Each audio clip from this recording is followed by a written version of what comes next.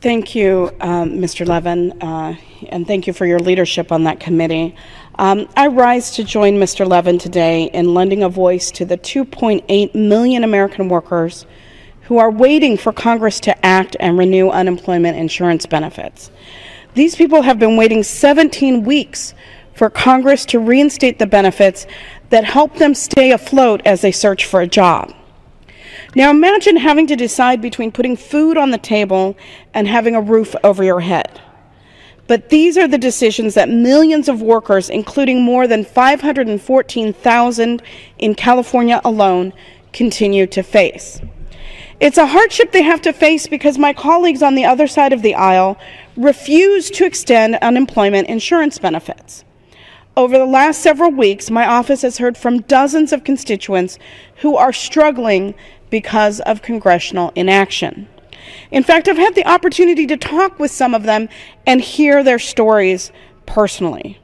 They come from all walks of life, from working class backgrounds to even educated professionals who hold master's and doctorate degrees.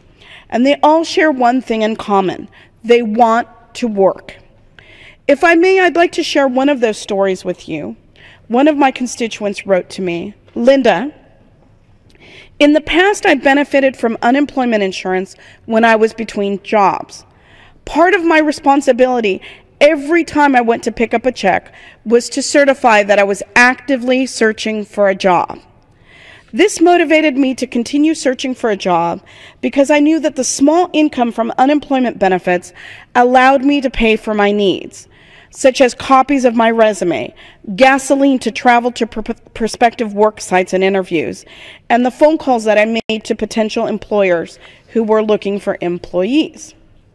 Nowadays, it seems that the unemployed are being punished for being jobless through no fault of their own."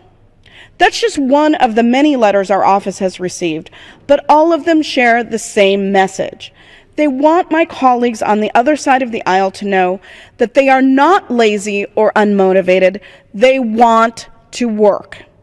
As they continue to navigate the tough labor market, they need unemployment benefits to provide for their families and pay for the gas and phone bills that help them look for work and connect with potential employers. Mr. Speaker, unemployment insurance is not a handout. Workers earned those benefits. They paid into the unemployment insurance program so that they would have a safety net when times got tough. Unfortunately, my colleagues on the other side of the aisle don't seem to agree. So perhaps an economic argument might sway them.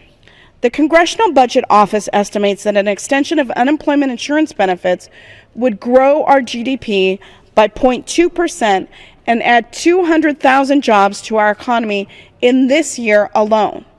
That's because recipients are more likely to take the money they receive and spend it on essential goods and services. And as a result, employers would hire more people to meet consumer demand for those goods and services. It's simple economics, Mr. Speaker. My Republican colleagues say they care about creating jobs and growing our economy, but when an opportunity comes around to do exactly that, they refuse to act. It's been 17 weeks since millions lost their unemployment insurance benefits, so what are they waiting for? Each week that we delay, 72,000 new unemployed Americans lose their benefits. That's one more household, one more family that will have to decide whether they keep a roof over their head or food on their table.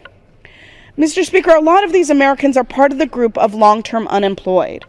These are people who, despite their best attempts, have not been able to find work in over 6 months. The reality that these Americans face is abysmal. Research by Princeton University shows that in any given month, the long-term unemployed have only a 1 in 10 chance of finding work. And a big reason for this is because employers are more likely to discriminate against long-term unemployed, even if they have the same skills and experience as other applicants. Mr. Speaker, these people are waiting for Congress to act. I'll share one more note from Ron in Pasadena, California, who says, "I just hope that our representatives are able to see beyond political polarities and look into the faces of those families to whom this issue does not merely exist as a statistic or a theory, but more genuinely as a question of survival. Next week, the Senate is set to vote and pass an extension of unemployment insurance benefits. The measure would reinstate federal unemployment benefits for the long-term unemployed and allow for retroactive payments to go out to more than 2 million Americans who lost their benefits in late December. I hope that my colleagues here in the House summon the courage to act and follow the Senate's lead. It's time to stop disrespecting people who are working hard to try to find work.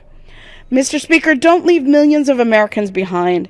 Give unemployment insurance the vote that it deserves. And with that, I will yield back to my colleague, Mr. Levin. For your